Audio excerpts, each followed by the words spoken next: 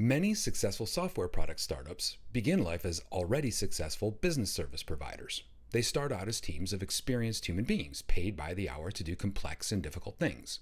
Let's call it software from a service.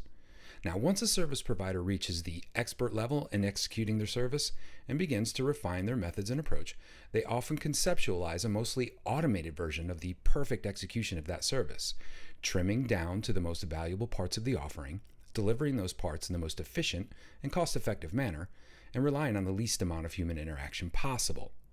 Now, this allows them to develop a narrower, but still robust, core version of their service offering, aided by automation via technology as a standalone software product. In fact, with all the recent advancements in technology, including no-code and even AI, this type of automation is becoming a possibility for a growing number of vendors to turn more types of services into even more DIY software products. The problem is, once the service provider gets their ideas together and maybe some of the technical components sketched out, they realize that the development of those software components will result in a lot of expensive work. Then the venture becomes somewhat of a gamble. How sure are you that the targeted industry is ready for a totally do-it-yourself version of the service? Expensive development without corresponding demand often leads to expensive failures. So how do you decide what to automate and when? The strategy for turning a service into software isn't like developing a net new software product. Well, I mean, the end game is the same, but the development doesn't follow the same playbook that a brand new software solution might. You get to skip ahead a bit. You already know the problem intimately. You know the business needs of the customer, and you know the key benefits that the product should offer to address those needs. There are essentially two things you don't know. Who is going to buy a do-it-yourself version of an established do-it-for-me service, and what does the automation roadmap look like? To get the whole question, you need to get the first part absolutely right. Okay, so you'll need to segment a market out from your existing market. And again, this is much easier than trying to identify a brand new market for a brand new product. You simply analyze your current target market, and from that you develop a new ideal customer profile. Now, the key to successfully automating a service is to be able to offer most of the value of the manual service, let's say 80%, for a much lower cost. Let's use 20%. I love a good 80-20. Now, your ideal customer is going to be one who can live with the 80% of the value of that manual service and would easily trade the remaining 20% of the value for the savings they get at 20% of the cost. Ideally, you might even look for new customers who could now enter the market for your services because of that cost reduction. Now, I'll give you an example. At Automated Insights, we were the first publicly available Gen AI engine, and we worked mainly in sports. We started covering all the pro and college sports teams with our automated content, but we quickly realized that they were not our ideal customer. Then we moved to Yahoo and NFL Fantasy Football, who fell in love with the idea of 80% of a traditional game recap for their fantasy players for something like 0.0001% of the cost of theoretically having humans write those 13 million recaps. 80-20 is great. When you can go 80 0.0001, you're doing the heretofore impossible, so to speak. But believe me, 80-20 is more than good enough. That said, the market you choose is critical. Even if you automate everything, even if you automate it well, and even if the automation can serve your current service target market with the automation, don't start there. You want to own the new market you're creating and perfect the solution for them before you try to convert an entire existing market and go for the billion-dollar play. A word of warning, not everything should be automated. I used to say this all the time at Automated Insights. Could we automate player quotes in our post-game recaps? Possibly, potentially, maybe by finding the post-game audio or whatever and using speech to text and so on. Would it be worth it? No. Would the customers in our new target market miss that? Absolutely not. Not at the price point we offered. Teaching Startup, my project to bring startup advice to all entrepreneurs by providing expert answers to real entrepreneur questions at a fraction of the cost, is another example, with different reasoning. I will try to automate everything for Teaching Startup except the answers to the questions themselves. No chat GPT allowed. Because that's where the true value is, and automation would destroy that value. Instead, I'll automate everything else. So keep this rule in mind. If automating a part of a service doesn't make sense, or it wipes out all the value, or doesn't significantly decrease your costs, eliminate that part of the service altogether, and then determine whether or not your core product is still viable. Now, let's play those 80-20 percentages. How valuable is the automation?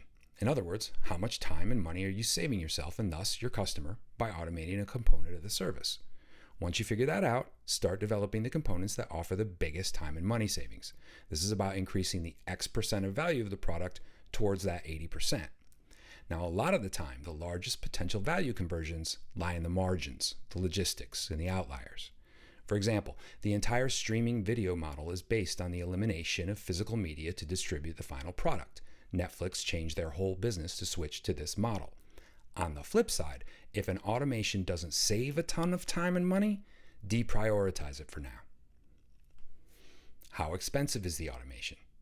I can't stress enough how important it is to build the quick, inexpensive automations first as you prove the viability of this product. And by viability, I mean, does it deserve to exist in this new market? This is how you avoid making expensive mistakes.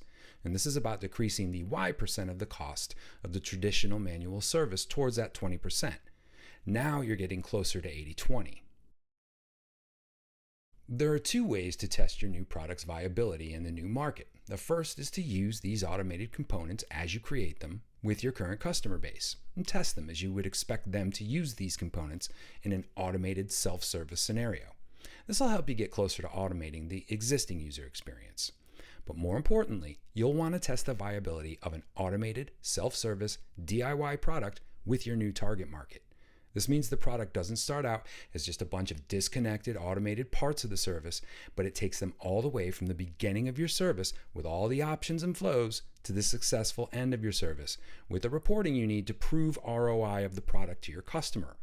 And then everything you can't throw in there as an automated part of the service, you manumate. What?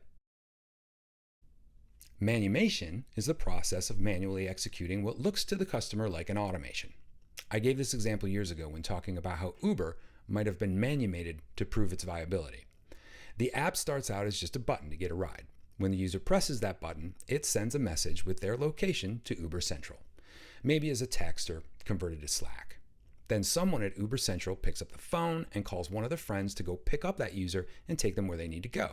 Now, this is manual.